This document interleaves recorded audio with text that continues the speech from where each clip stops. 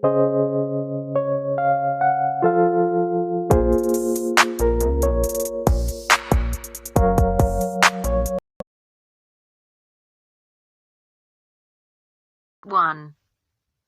You will hear a telephone conversation in which Francis Drew asks Mr. Harding about an arts club. First, you have some time to look at questions 1 to 4.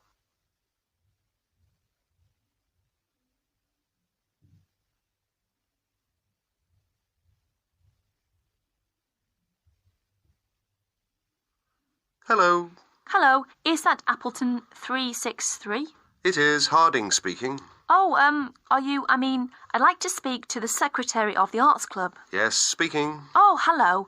My name is Francis Drew. I just moved to the area. My classmate and we'd be interested in joining the arts club, but we'd like some more information, really. You know, about joining and the sorts of activities you do. Yes, well, what you want's our calendar. Ask at the library.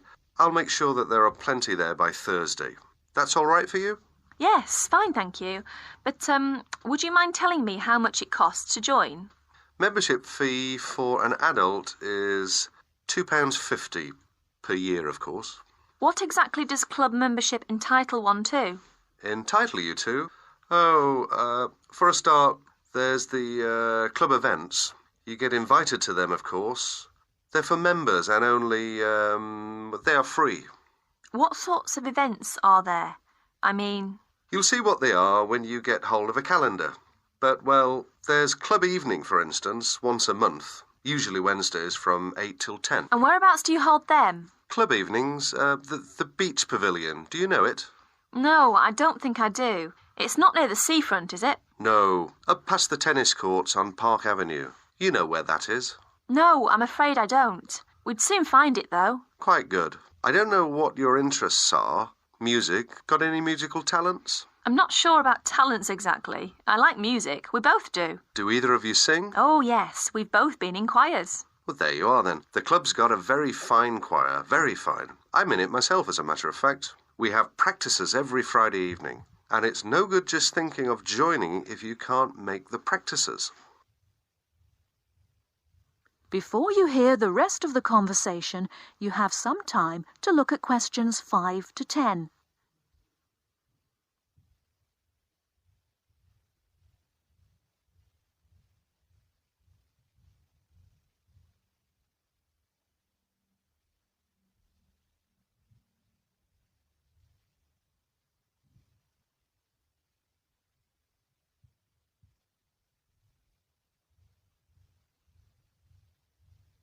Now listen and answer questions 5 to 10. What's the procedure? If we decide to join the choir or any of the other activities, how do we go about it? You can't get into the choir without an audition. As far as the other sections are concerned, members have to apply through the section's secretary in the first place. Yes, right. And the fee again, I've written it down somewhere. £2.50 each. And where do we send it? To you? No, I'm the secretary. It's the treasurer who deals with that. I'll give you his name if you want to write it down. Yes, please. His name is Hosegood. Hose and then Good. Yes. Initial P, address 3 Clay Hill, Appleton. Right. And it's all right to send a cheque? That's the usual, yes. Payable to Appleton Arts Club. Appleton, A-P-P-L-E-T-O-N. Oh, and better put your address on the back as you're new. And incidentally, there's a newsletter out 3 times a year, just to keep club members up to date with what's going on. They're sent to everyone. That's good. Just one last thing. Would you mind telling me what the other sections are, so that I can tell my classmate and we... The players, that's our act group I've told you. Choir, you know about. There's the gramophone circle, the music workshop, the literary and discussion group. Oh, that one meets in different members' homes. Then there's the studio workshop, and, what have I missed out? Oh, yes, the art talks. That's the lot, I think. The Film Society. That's the other one. Got them all. Oh, yes, just about. Thank you very much. You've been very helpful. Not at all. Pleased to assist. And look forward to meeting you and your classmate at the club. Yes, thank you. Goodbye then. That is the end of part 1. You now have half a minute to check your answers.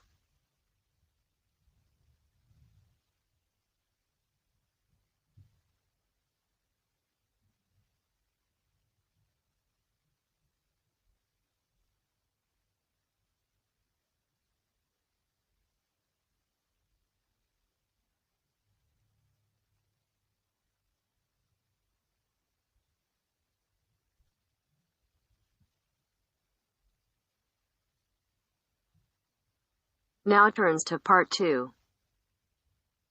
Part 2. You are going to listen to a conversation between 2 students and a tutor. They are talking about essays. First, you have some time to look at questions 11 to 15.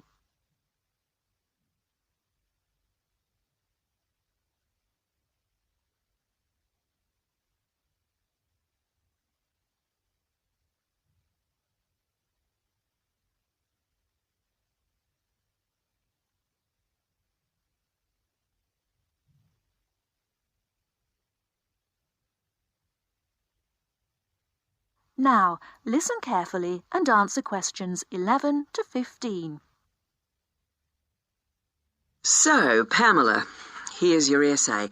And, Carl, you've already got yours back. Anything you want to ask or any comments? Can you just go over again for us how the marks for our essays go towards our final grade? Well, over the year, you're meant to write 5 main essays for this course. Yes. And each essay's marked out of 20, which gives you a total of 100 marks. Yes. This coursework makes up 50% of your marks for the year, with the other 50% coming from the written exam. Right. So the 5 essays contribute to 50% of our final grade for the year. Yes. You gave me 18 out of 20 for this essay, which gives me a total of 9% towards my final grade for the year. And I wanted to... with 14 for this one, I've got 7%. Yes, Pamela. Does that clarify it? Yes. Yes. We did have it explained to us at the beginning of the course. When? In the first tutorial. OK, I think we'd better move on now. About your last essay, have either of you any questions or comments? Before you hear the rest of the talk, you have some time to look at questions 16 to 20.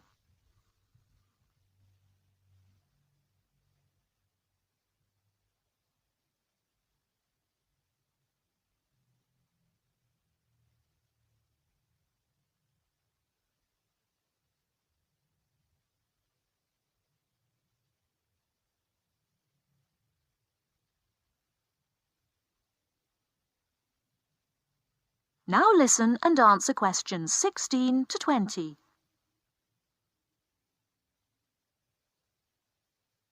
You gave me 18 for this paper. What was the big difference between this piece and the previous one? I actually thought the first one was better. Well, there was quite a marked difference. Really? Yes. It looked as if you had actually done quite a bit of research. You had quite a lot of relevant examples, especially on the historical side. You even found some information that I was not even aware of. Your sources were also very sound. And on top of that, your answer was very well organised indeed, and the writing style was very elegant. Oh, thank you very much. I must say that it was the best piece of writing for a paper that we've seen for quite some time. I have to say, though, it took me a very long time to put it together. How long? At least 2 weeks. But it was well worth it. Can I just ask you if it's possible to rewrite the first essay of the term? It's really brought my average down. I'm sorry, but it's impossible. Is there no way to do it? I'm afraid not. OK. Right. I'll just have to try to do better than average on the others. And Pamela? Well, To be honest, on the whole, I'm happy with my marks. Again, your research was very good. And you gave quite a long list of source material, which was very good. I spent quite a lot of time on this essay, more than the others. Well, again, it shows. What about the organisation? I was a bit worried about that. Your organisation, I have to say, was excellent. Oh. But as regards your style... Yes? It is slightly too informal here and there.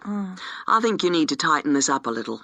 OK. I only wish I'd put a bit more effort into the first one as well now. But I would like to know how I can get my marks up even higher. What do I have to do, specifically? Well, your work could do with being more thoroughly checked. You have quite a few spelling mistakes. Yes, I know. If it's anything, I think it's the computer. Well, I'm not very good at typing. 2 fingers, really. And when I finish something like this, I find it difficult, even depressing, to go over it carefully again. But it's affecting your marks. Your previous essay was much better than this one. Sometimes it's difficult to follow what's being said because of the frequency of mistakes. A couple of years ago, the university authorities would have been more lenient, but now they're very hot on presentation and have been coming down heavily on things like grammar and spelling. In fact, I am obliged to deduct marks from every piece of work which is not handed in fairly free of mistakes. That is the end of part 2. You now have half a minute to check your answers.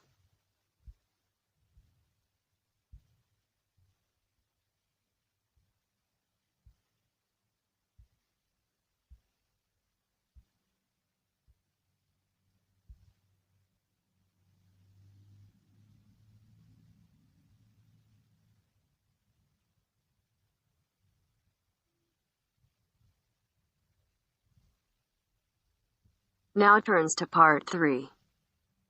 Part 3. You will hear a conversation between 2 students planning a research project. First, you have some time to look at questions 21 to 23.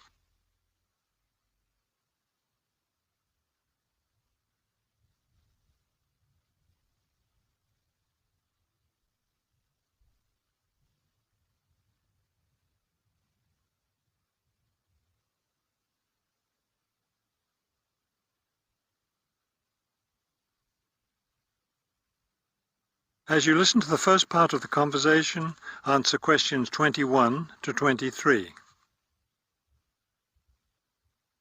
We'd better start planning our research project because we don't have much time left before it's due.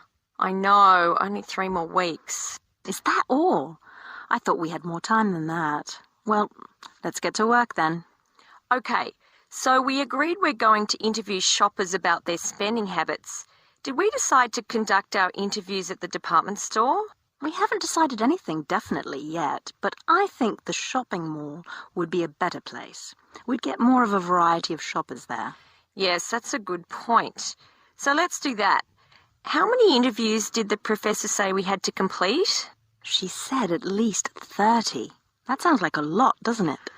Yes, but if we divide it up between the 2 of us, that's just 15 each. That's not so bad.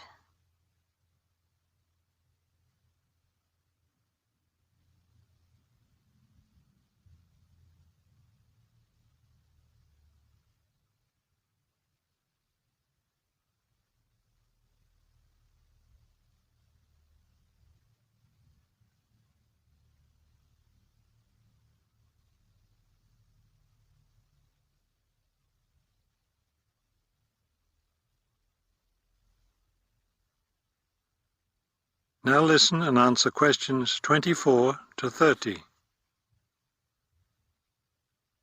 Okay, so I guess we'd better start designing our questionnaire. Well, we have to do some reading first, don't we? Didn't we say we were going to compare our results to the results of a government study? Right, the government study about how the economic crisis has changed people's spending habits. We want to see if we get similar results.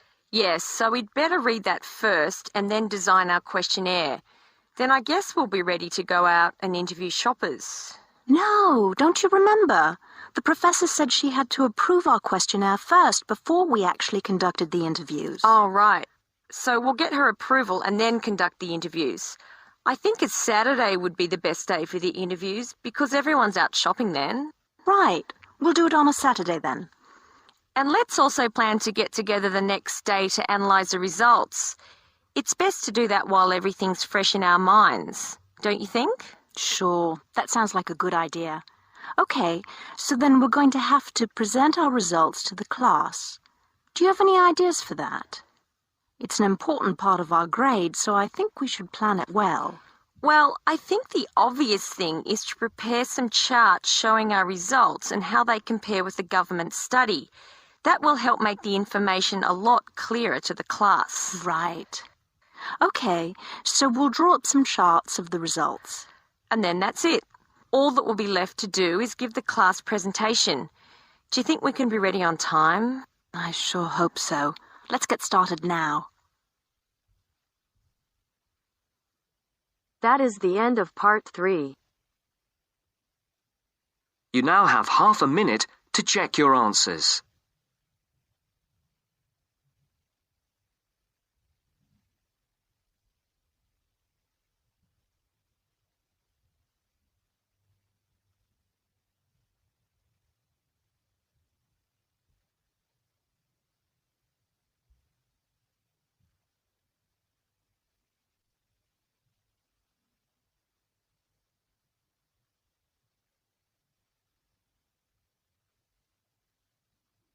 Now turns to part 4.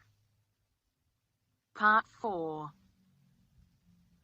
I'd like to talk about the changes to our leisure time, and I'll start by talking about lifestyle changes over recent years for women. First, you have some time to look at questions 31 to 40.